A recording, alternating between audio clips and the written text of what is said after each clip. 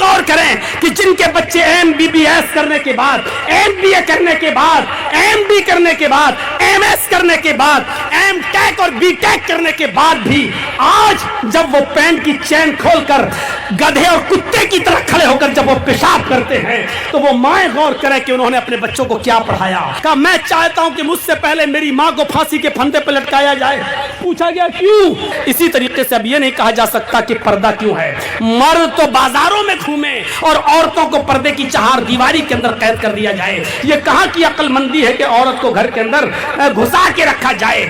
جس خالق کائنات نے اس کو بنایا ہے اسی نے ہمیں حکم دیا ہے، اور اس کے اب ہم اگر عورت کو آزاد کرتے ہیں تو فطرت کے ساتھ بغاوت کرتے ہیں اور قدرت کے حکم کے ساتھ بغاوت کر رہے ہیں، کیونکہ وہ جانتا ہے کہ عورت کو پردہ کیوں کرنا چاہیے، عورت کو گھر میں کیوں رہنا چاہیے. وَقَرْنَا فِي بُيُوتِكُنَّ میں کیا مصلحت ہے یہ وہی جانتا ہے جس نے عورت کو پیدا کیا ہے. کیونکہ دنیا کی زندگی کے دو نظام ہیں، ایک باہر کی زندگی اور گھر کی زندگی. باہر کی زندگی کے نظام کو مرد سنبھالے اور گھر کی زندگی کے نظام کو عورت سنبھالے.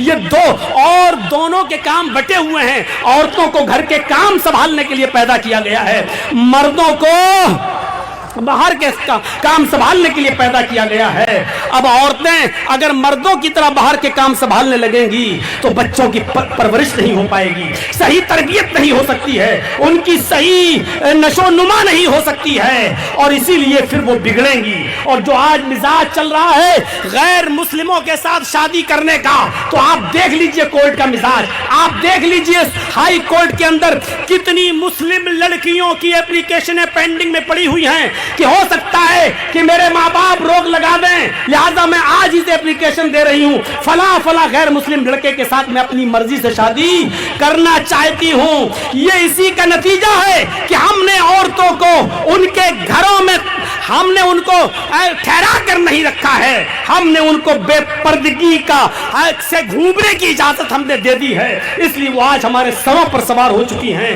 میرے پیارے ساتھیوں، ورنہ یہ عورت جو کبھی گھر کی ملکہ ہوا کرتی تھی اور تربیت کیا کرتی تھی موطا امام مالک کی، وہ حدیث اٹھا کر دیکھیے